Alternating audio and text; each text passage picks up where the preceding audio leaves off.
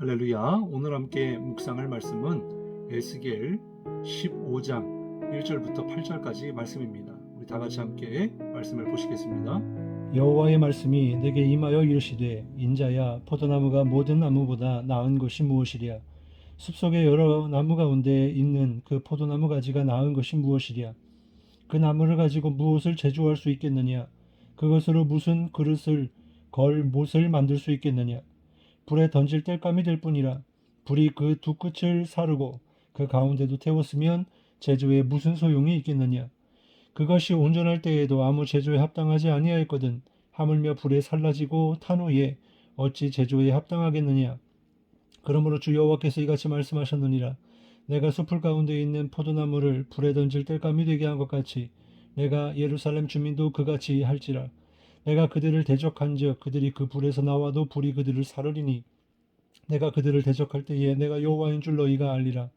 내가 그 땅을 황폐하게 하리니 이는 그들이 범법함이니라 나 주 여호와의 말이니라 하시니라.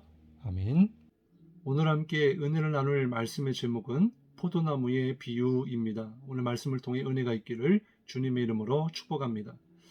성경에는요, 다양한 나무들이 등장하고 있는데 그중 대표적인 나무 세 가지를 손꼽으라고 하면 무화과 나무, 그리고 감람나무, 바로 올리브 나무라고도 하고요. 그리고 포도나무일 것입니다. 이 나무들의 공통점은 무엇일까요? 바로 과일을 맺는 유실수라는 거죠. 이 열매들을 통해서 비유하여 말씀하시는 것이 평화와 번영을 상징하기도 하고요. 그리고 하나님의 백성들을 가리키기도 합니다. 그리고 예수님께서 나는 포도나무요 라고도 말씀을 하셨죠. 오늘 말씀에도 보면 이 세 가지의 나무 중에 포도나무의 비유가 나옵니다. 오늘 본문 말씀에도 보면 포도나무의 비유가 나오는데요. 이것은 바로 이스라엘 백성들을 가리키는 것입니다. 시편 80편 8절부터 10절에 보면 주께서 한 포도나무를 애굽에서 가져다가 민족들을 쫓아내시고 그것을 심으셨나이다. 주께서 그 앞서 가꾸셨으므로 그 뿌리가 깊이 박혀서 땅에 가득하며 그 그늘이 산들을 가리고 그 가지는 하나님의 백향못 같으며 그런데 그러한 이 포도나무를 주님께서 심판하시겠다, 불로 태워버리겠다라고 말씀하고 있습니다. 에스겔 15장 6절에 보면요. 그러므로 주 여호와께서 이같이 말씀하셨느니라. 내가 숲풀 가운데 있는 포도나무를 불에 던질 땔감이 되게 한 것 같이 내가 예루살렘 주민도 그같이 할지라 이렇게 말씀했어요. 왜 그렇습니까? 하나님께서 이스라엘을 특별히 택하여 주셔서 정말 포도나무 중에서도 극산품 포도나무로 삼아 주셨는데 하나님의 뜻과는 달리 열매를 맺지 못했다라는 것입니다. 이사야 5장에 보면 극산품 포도나무와 들포도 이야기가 나오죠. 2절과 4절 말씀인데요. 땅을 파서 돌을 제하고 극산품 포도나무를 심었도다. 그 중에 망대를 세웠고 또 그 안에 술틀을 팠도다. 좋은 포도 맺기를 바랐더니 들포도를 맺었도다. 내가 내 포도원을 위하여 행한 것 외에 무엇을 더할 것이 있으랴. 내가 좋은 포도 맺기를 기다렸거늘 들포도를 맺음은 어찌 됨인고.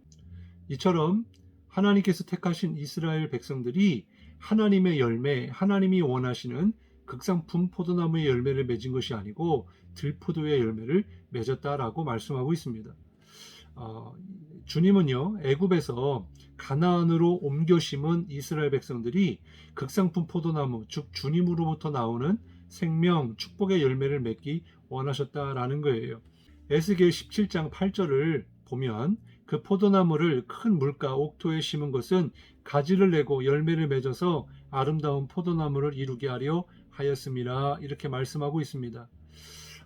주님이 이스라엘 백성들을 택하여서 극상품 포도나무로 삼으신 것은 사실 이스라엘이 뭔가 뛰어나고 또 자랑할 만한 또 아름다워서 뭐 그런 것이 아니었습니다. 전적으로 하나님의 주권이고 은혜였죠. 에스겔 16장에서도 보면 본래 이스라엘이 어떠했는가를 말씀해주고 있는데 3절부터 5절에 보면은 날 때부터 근본이 가나안 땅에 있었다. 아버지와 어머니는 아모리 사람과 헷 사람이었고 태어날 때부터 돌보아주지 않는 그런 불쌍한 존재, 그러나 불쌍히 여김도 받지 못했던 그런 존재, 천하게 여겨져서 들에 버려진 존재, 피투성이었다라는 거예요. 그런데 그러한 이스라엘을 택하여 주셔서 하나님께서 그들에게 긍휼을 베푸시고 또 사랑으로 일으켜서 당신의 백성으로 삼아 주신 것이죠. 그리고 주님은 에스겔 16장 7절부터 14절까지 그 모든 더러운 것을 씻어 주셨습니다. 그리고 기름을 발라 주셨어요. 더 나아가서 왕이신 하나님의 왕으로 삼으셨다. 하나님의 아내로 신부로 삼아 주셨다고 말씀하고 있습니다. 그런데 중요한 것은 그렇게 하나님의 은혜를 입었고 긍휼히 여기심을 입었고 무한한 큰 사랑을 받았음에도 불구하고 이스라엘이 맺은 열매는 들포도였다라고 하는 거예요. 이 말은 주님이 원하시는 열매를 맺지 못하고 반대로 주님이 원하시지 않는 좋지 못한 열매를 맺었다라는 것입니다.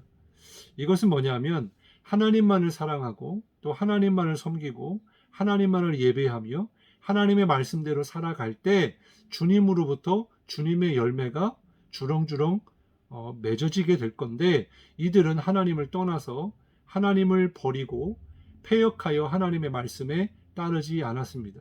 오히려 우상을 만들었고 자기들의 욕심과 탐욕으로 자기들을 위하여 자기들이 만든 우상을 마음에 두고 섬겼지요. 그렇기 때문에 그 안에서 나오는 열매는 결코 생명의 열매, 복의 열매를 맺을 수가 없었던 것입니다. 왜 이러한 어리석음을 이스라엘 백성들이 범했을까요? 바로 한마디로 하나님의 은혜를 망각했기 때문이었습니다. 주님께서 은혜를 베푸셨고 그 은혜로 살고 있는데 그것을 은혜라고 깨닫지 못했다라는 거예요. 그리고 자신들이 어떠한 존재였는지를 망각한 것입니다. 아주 비참하고 처절했던 그의 삶에 하나님께서 구원해 내신 것을 깨닫지 못한 거예요. 그러니까 주님이 주신 화려함, 또 명성, 의복, 금은 장식품, 음식 등으로 하나님께서 마음껏 누리게 하셨는데 오히려 그것에 감사하고 기쁨으로 주님을 섬기고 정말 오직 하나님께만 영광을 돌려야 마땅했지만은 그들은 그렇게 하지 않고 우상을 섬기고 음행하였다라고 말씀하고 있는 것입니다. 그래서 그 결과 하나님은 그 포도나무를 잘라가지고 땔감으로 써서 불에 던져버리겠다라고 말씀하고 있는 것입니다. 사랑하는 성도 여러분, 오늘 말씀을 우리에게 적용해 본다면 예수님께서 말씀하신 것처럼 나는 포도나무요 너희는 가지라 그러면서 가지가 포도나무에 붙어 있으면 많은 열매를 맺는다라고 말씀하신 것처럼 먼저 우리의 삶에 많은 열매가 있는지를 돌아보면서 내가 정말 포도나무이신 주님께 잘 붙어 있는지를 돌아보아야 할 줄로 믿습니다. 우리를 주님께서 정말 버려진 가지, 열매 맺지 못하는 정말 죽음의 가지였는데 그 가지를 접붙여서 포도나무이신 예수님께 붙여주심으로 우리가 그 주님의 생명과 복을 얻은 것이죠. 그렇기 때문에 우리는요, 주님께 잘 붙어 있는 것만이 우리로 하여금 주님의 열매를 풍성하게 맺는 줄로 믿습니다.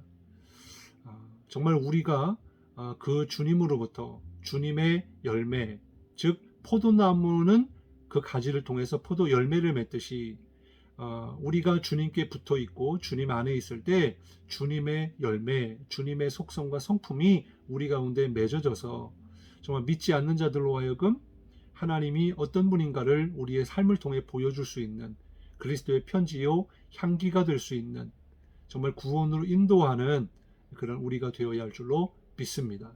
같이 기도하시겠습니다. 사랑해 주님 감사합니다. 오늘 말씀을 통해서 정말 보잘것 없고 들에 흐드러지게 정말 심겨져 있는 아무 가치도 없고 열매를 맺지 못하는 그런 포도나무를 주님께서 극상품 포도나무로 바꾸어서 삼으시고 또한 가꾸시고 열매를 맺기를 원하셨는데 하나님 그러한 포도나무인 이스라엘 백성들이 하나님의 은혜를 망각하여 하나님께서 원하신 열매를 맺지 못하고 오히려 죄악의 열매를 맺었습니다.